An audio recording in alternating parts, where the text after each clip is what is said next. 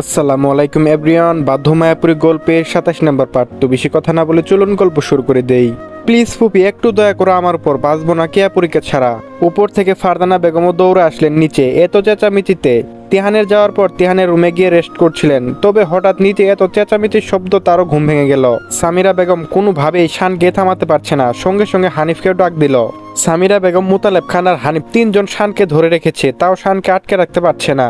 শান হানিফকে ধাক্কা মারতে সামিরা বেগম চর বসিয়ে দিল শানের গালে। ফুপি, হ্যাঁ কেন আগুন লাগাচ্ছিস আমার সংসারে? তুই কি চাস এখন আমি বাড়ি থেকে চলে যাই?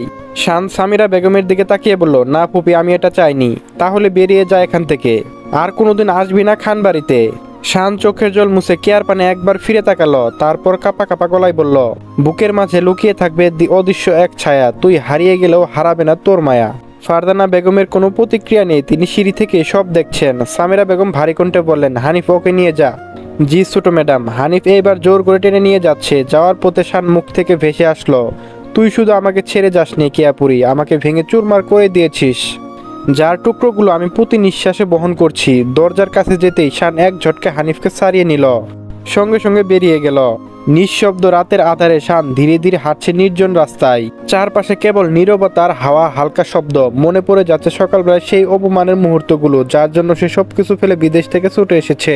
সে আজ অন্য কারো হতে চলেছে, এমনকি তার ফুপি আজ তাকে ভুল বুঝলো। হৃদয়ের ভেতরটা যেন ছিঁড়ে যাচ্ছে শানের। এইদিকে শানের মা বাবা কল দিয়ে যাচ্ছে শানকে, শানের কোনো খোঁজ নেই। রাস্তা দিয়ে বেসামাল হয়ে হাঁটছে শান। শান শান্ত রাস্তায় বসে গাইল, এলোমেলো ঝড় এই বুকে, কিছুতেই থামে না, কমে না তবু ভালোবাসা। ও মেঘ মেঘ ঢাকা দু চোখে আসা, রোদের উঠে না, কাটে না ধোয়া ধোয়া কুয়াশা। বুকে ব্যথা লাগে, লেখে এ কোন কাহিনী, কাছে এসে কেন কাছে আসতে পারিনি, আমি আজও বুঝিনি, আমি আজও বুঝিনি বলে শান মাটিতে লুটে পড়ল। শানের বাবা সামিরা বেগমের কাছেও কল করলেন, কিন্তু তিনি বললেন শান সকালে এসেছিল। এরপর আর তার কোনো খোঁজ নেই। তৌহিদ ভুইয়া চিন্তিত হাতে কল কেটে দিলেন। সামিরা বেগমের বুকটা দুমড়ে মুচড়ে উঠল। এত রাতে ছেলেটা কোথায় গেল, কোথায় আছে, কিভাবে আছে? এইদিকে তিহান কেয়ার রুম থেকে বেরিয়ে মোতালেব খানের রুমে গেল। মোতালেব খান কপালে হাত থেকে শুয়েছিলেন। তিহানকে দেখে উঠে বসলেন। দাদু ভাই তুমি? এসে এসে বসো। তিহান মোতালেব খানের কাছে এসে বসলো। এত রাতে তোমায় ডিস্টার্ব করতে আসিনি দাদু, তবে আমার একটা আমানত তোমার কাছে রেখে যেতে এসেছি। মোতালেব খান হেসে বলল, বলো না দাদু ভাই, বলো তোমার কি আমানত? দীর্ঘশ্বাস ছেড়ে তিহান বলল, আমার মায়াপুরীকে তোমার কাছে আমানত রেখে যাচ্ছি আমি, কালকে রাতেই ফ্লাইট। মোতালেব একটু থেমে নিঃশ্বাস ছেড়ে বললেন, দাদু ভাই তুমি কোনো চিন্তা করো না, কিয়া দিদি ভাইকে তোমারই থাকবে, আমি আছি তো, চিন্তা করো না। তাও দাদু, আমার আমানত তুমি যত্নে রেখো, ওর কিছু হলে আমি বাঁচবো না দাদু। আমার 18 বছরের সাধনা আর 10 বছরের অপেক্ষা তুমি নিজের কাছে গচ্ছিত রেখো দাদু। মোতালেব খান তিহানের হাত ছুঁয়ে বলল, তুমি নিশ্চিন্তে থাকতে পারো দাদু ভাই। সকাল সকাল তিহান আজকে রেডি হয়ে গেল অফিসের জন্য। ড্রয়িং রুমে যেতে ফারদানা বেগম মুখোমুখি হলো। কোথায় যাচ্ছিস বাবা? আম্মু অফিসে যেতে হবে, একটু কিছু খেয়ে যাবি না? না আম্মু, এখন সময় নেই, আর দুপুরের পর আসবো। কিয়া কোথায়? উত্তরে ফারদানা বেগম বললেন, হয়তো উপরে। তিহান সঙ্গে সঙ্গে আবার সিঁড়ি দিয়ে উপরে চলে গেল। রুমে ঢুকতেই দেখলো কেয়া এখনো ঘুমিয়ে আছে। তিহান পাশে গিয়ে বসলো কেয়ার। মাথায় হাত রাখতে কেয়া ঘুম ভেঙে গেল। সে পিট পিট করে তাকাইতে তিহানকে পাশে দেখলো। সঙ্গে সঙ্গে উঠে বসতে চাইলো। তিহান থামিয়ে দিল, বলল, উঠতে হবে না, রেস্ট কর। আর শোন, আমি অফিসে যাচ্ছি, দুপুরে এসে তোকে নিয়ে শপিং এ যাবো। কেয়া হালকা মাথা নাড়ালো। তিহান কেয়ার কপালে চুমু এঁকে দিয়ে বেরিয়ে গেল। এইদিকে শানের কোনো খোঁজ না পেয়ে তৌহিদ ভুইয়া বেরিয়ে পড়লেন গাড়ি নিয়ে। থানায়ও গিয়েছিলেন, সেখানে পুলিশকে বলল, আপনি কোনো টেনশন করবেন না, আমরা খোঁজ লাগিয়ে দিয়েছি। তাও তিনি মন মানছে না, কারণ একমাত্র ছেলে নিরুদ্দেশ, আর বাবা হয়ে কি নিশ্চিন্তে থাকতে পারে? এইদিকে ঘড়ি কাটায় দুপুর 2টা। তিহান এসেছে খানবাড়িতে। এসে কেয়াকে তৈরি পেয়ে খুশি হলো, কারণ আসার আগে তিহান কেয়াকে কল করে বলে রেখেছিল, আর কেয়াও রেডি। আর কারোর সঙ্গে কোনো কথা না বাড়িয়ে তিহান বেরিয়ে গেল কেয়াকে নিয়ে। কিছুক্ষণের মধ্যে এসে পৌঁছলো বসুন্ধরা মলে। তিহান গাড়ি থেকে নেমে দরজা খুলে দিল। নেমে আসলো কেয়া। তিহান কেয়ার হাত মুঠোবন্দি করে হাঁটা ধরলো মলের ভেতরে। ভেতরে যেতেই ম্যানেজারজিকে জিজ্ঞেস করো, কি লাগবে স্যার আপনাদের? তিহান সঙ্গে সঙ্গে বলল, আপনাদের এই দিকে সব কাস্টমার খালি করেন, আমার মায়াপুরী এখনকার সব কিছু দেখবে, ও যা যা পছন্দ করে সব প্যাকেট করবেন। কিয়া তিহানের হাত স্পর্শ করে বলল, তিহান ভাই আপনি কোথায় যাবেন? হ্যাঁ, হঠাৎ একটা কল আসলো, তুই দেখ তোর কি কি লাগবে, 2 মিনিট আসছি আমি। কিয়া মিষ্টি হেসে বলল, ঠিক আছে। কে একের পর এক জিনিস দেখিয়ে যাচ্ছে, কিন্তু কোনোটাই পছন্দ হচ্ছে না। কিছুক্ষণের মধ্যে তিহানও চলে আসলো। কিরে, কোনটা পছন্দ হয়েছে? উত্তরে কিয়া বলল, কিছু বুঝতে পারছি না তিহান ভাই, এখানে তো 1 লাখ 5টা লেহেঙ্গা একই রকম, তবে কালারগুলো আলাদা। তাই কোনটা নেবে বুঝতে পারছি না। তিহান পাশে থাকা ম্যানেজারকে ডাক দিল। জি স্যার বলুন, এখানে 5টা লেহেঙ্গা দেখতে পাচ্ছেন? জি স্যার, এই 5টায় প্যাকেট করে দিন। পাশে থাকা কেয়া বলল, তিহান ভাই 5টা কি দরকার? বিয়ের দিন তো একটা পরব। তুই চুপ করে থাকতো, আমি যা করছি করতে দে। তারপর তিহান কেয়াকে নিয়ে গেল পাশে থাকা একটা কসমেটিক্সের দোকানে। তারপর সেখান থেকে ভালো ব্র্যান্ডের কিছু কসমেটিক্স অর্ডার করলো। কেয়া অবাক হয়ে বলল, তিহান ভাই সব কিছু এত দিচ্ছেন কেন?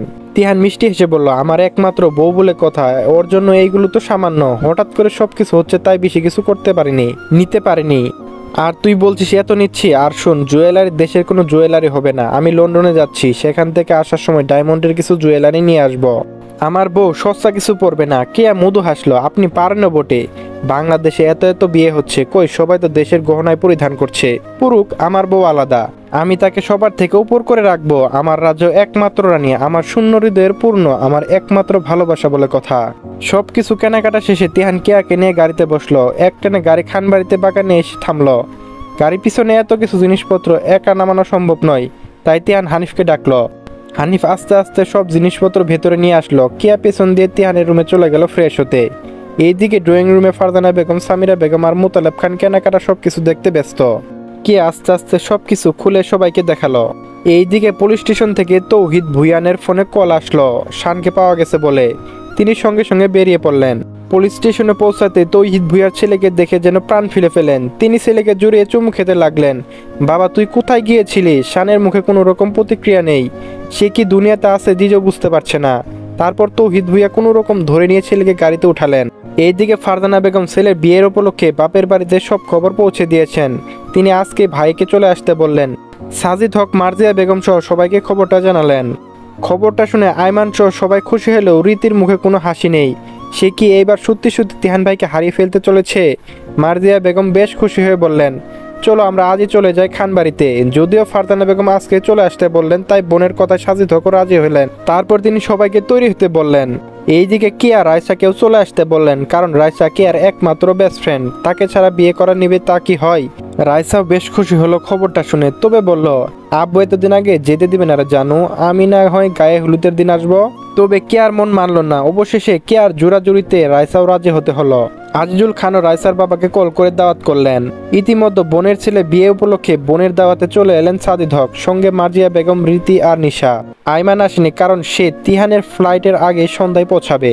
একদিকে ছেলে চলে যাওয়ার চিন্তায় মনটা খারাপ থাকলেও এখন ভাইয়েরা এসেছে বলে ফারজানা বেগমের মুখেও হাসি ফুটে উঠেছে। তবে মার্জিয়া বেগম এসে হাতে হাত লাগিয়ে কাজে লেগে পড়েছেন। ফারজানা বেগম যতই বারণ করছেন, কিন্তু মার্জিয়া বেগম শুনছেন না। তিনিও সবার সঙ্গে কাজ হাতে লাগলেন। এইদিকে সন্ধ্যা ঘনিয়ে আসছে, কিন্তু আমজাদ খান আর আজিজুল খান এখনো বাড়ি ফিরেনি।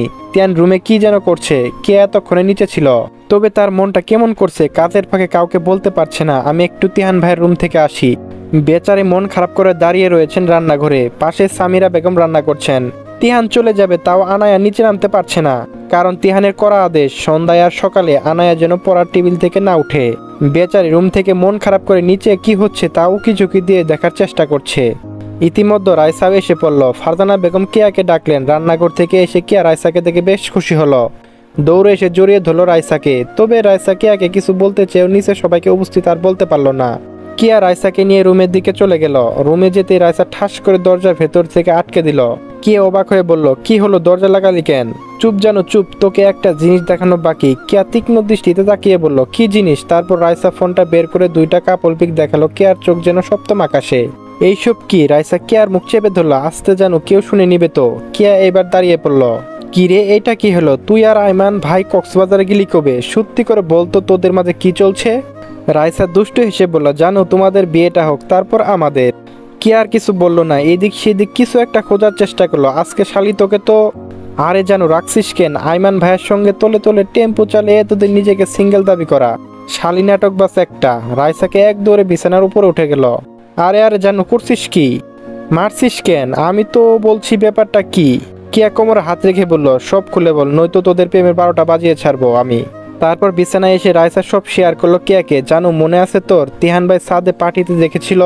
সেদিন বাড়ি যাওয়ার পথে আইমান আমাকে পৌঁছে দিল। কিয়া তীক্ষ্ণ দৃষ্টিতে তাকিয়ে বলল, তুই না আগে বেরিয়ে গিয়েছিলি?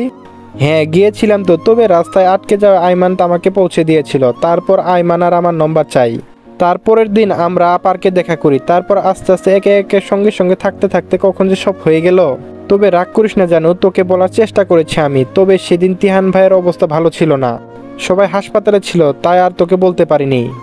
দুই বান্ধবীর কথার মাঝখানে হঠাৎ নিচ থেকে ডাক আসলো ফারজানা বেগমের। আমজাদ খান আর আজদুল খান চলে এসেছেন। কেয়া আর আয়সা দৌড়ে গেলেন নিচে। ফারজানা বেগম কেয়াকে পাঠালেন তিহানের রুমে। একটি পরে তিহান বাড়ি থেকে বের হবে এয়ারপোর্টের উদ্দেশ্য।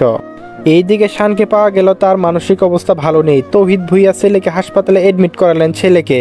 শান কেমন যেন পাগলের মতো আচরণ করে যাচ্ছে। শানের বাবা মা ছেলের এই অবস্থা দেখে কান্না করছেন। তারপর তৌহিদ ভুইয়া সঙ্গে সঙ্গে কল করলেন সামিরা বেগমকে।